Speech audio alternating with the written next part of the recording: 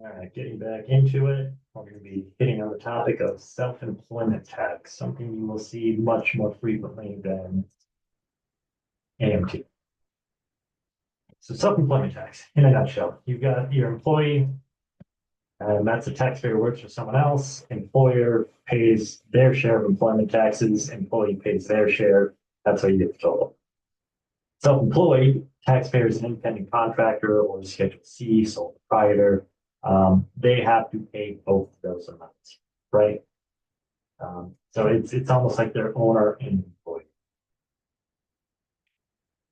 The amount of self-employment tax is 12.4% for Social Security and 2.9% for Medicare. Now, if you're an employee, you would pay the 6.2%, half of this, and 1.45, half of Medicare to get to what you pay.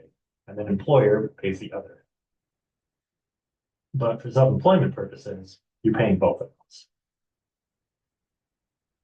So OASDI, that's Social Security, the 12.4% is limited to the first of 162,200 of net self-employment earnings. That's similar to a W-2 employee. If the taxpayer is both an employee and self-employed, so they're a W-2 employee with a side hustle, then your Social Security 12.4 rate is multiplied by the lesser of your net earnings from self-employment or your Social Security ceiling less your employment wages. The ceiling is the 162,200. So net earnings from self-employment is equal to 92.35% of self-employment income, and the Medicare 2.9% rate is imposed on all net self-employment earnings without limit. So there is no limit to Medicare, but Social Security is limited by the 160,200. I'm going to show you a quick example of what that might look like. So if you have an independent contractor who made $100,000 on self-employment, calculate their total self-employment tax by multiplying by 92.35. Multiply that by your 0.15, 15 point. So someone making $100,000 would owe 14,130 just in self. A lot of people aren't aware of self-employment tax and just how high the tax liability can be with it. So whenever I'm talking to someone self-employed, I try to have that conversation with them just right up front. Just, hey, this is what this is going to look like for you. Moving on. So you can deduct a 4 AGI as to 1/2 of the FICA tax. That's similar to an employer, right? You're a W-2 employee, you're working for your employer. They have the total of the 15.3%, which they remit to through the EFTPS system. I won't get into that, but that's typically how you remit payroll taxes. They get to deduct their half because it's their share of it, so they get to deduct that. They don't get to deduct the employee half. This is what this is kind of mirroring. So you can deduct half of it, similar to a regular employer. If married, filing joint, each spouse's self-employment taxes will be calculated separately. That has a lot to do with there's various retirement accounts that are based off of self-employed net income. And for a husband and wife, you calculate those separately. An individual may aggregate his or her self-employment income if he or she has more than one self-employment activity. You add them together, you've got more than one. Self-employment taxes are calculated on Form 1040, Schedule SE, which we kind of went into with the Chamber's tax return.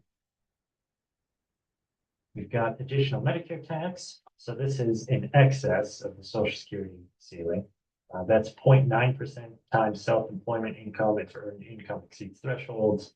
That's not allowed as a foreign AGI deduction. And the thresholds are married filing joint term 50, single 200, married filing separately 125. Okay, now we're going to get into some tax credits. This is kind of the fun stuff. So there's two different kinds of tax credits. There's refundable and there's non-refundable. Refundable can drop your tax liability below zero. So if you had a tax liability of $1,000, but you're eligible for the earned income credit and it's 2,000, you get that 1,000 back. If that was non-refundable, it can't drop it below zero.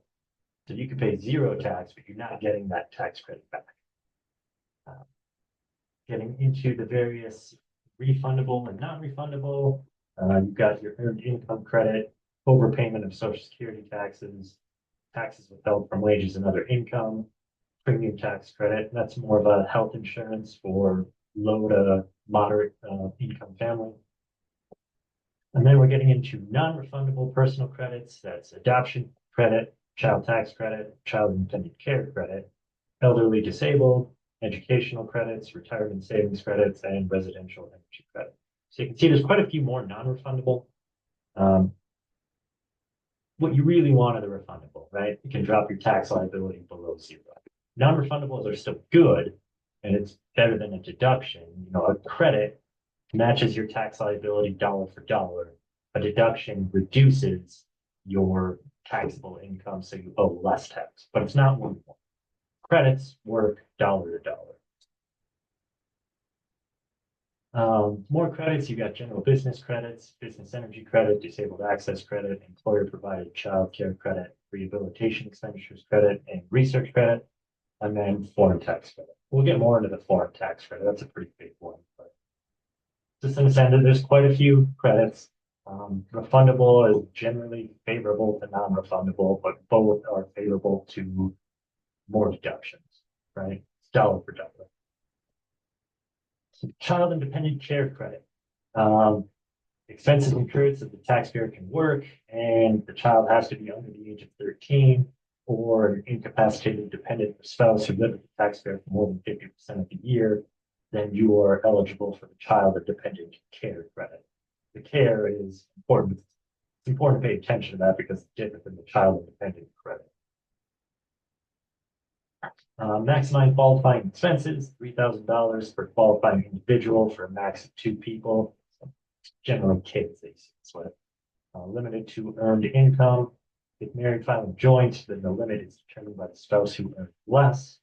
A spouse who is unemployed but a full-time student is deemed to earn $250 a month. So that's how that gets calculated. And you must provide the Social Security number of a qualifying individual on the tax return. Generally, if you're eligible for this, you're going to be eligible for the child credit. So you're probably already putting your Social Security number, but you got to do it. And finally, into the calculation of the credit, it is 35% of qualified expenses reduced for AGI greater than 15,000.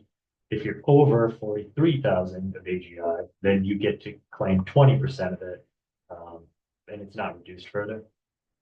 And finally, employer provided dependent care assistance or pre-tax benefits reduces your max qualifying expenses, right? You don't get to claim it if your employer claims it. Tax credit for elderly and disabled. So individuals greater than 65 years old and retired with a permanent and total disability.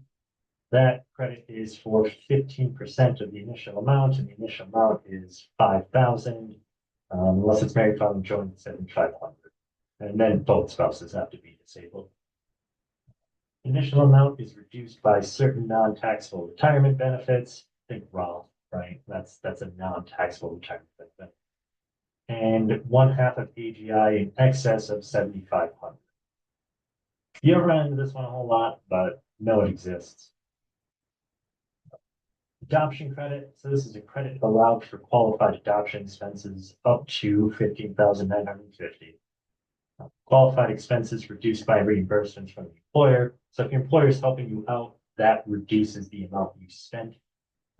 So that you don't get to double dip that benefit. It's allowed in the year as the adoption is finalized, and if expenses are paid after the adoption is finalized, then credit is allowed when the amounts are paid, right? We're cash basis taxpayers. We recognize it when we pay. And finally, the credit starts to phase out for adjusted gross income greater than $239,230. So the child tax credit, kind of mentioned this earlier, it's $2,000 per qualifying child under 17. We kind of went over what those rules are for a qualifying child, but it's greater than, there's 50% of their support and they live with you over half the time. Child must be unmarried and the taxpayer is dependent, and the credit starts to phase out if BGI is greater than, for married filing joint, 400,000, single and married filing separately, it's 200. You generally see credits kind of work that way with phase out limits. Generally, single is going to be half. And this is generally non-refundable, but special provisions currently apply. That's related to COVID. That's kind of what that special provisions is getting on. They kind of changed the rules of the child tax credit for a little bit, but now they're back to the way that they were. I'm actually going to stop this one here because I feel like you will all take an interest in the American Opportunity Tax Credit and the lifetime learning credit. So let's save that for next video.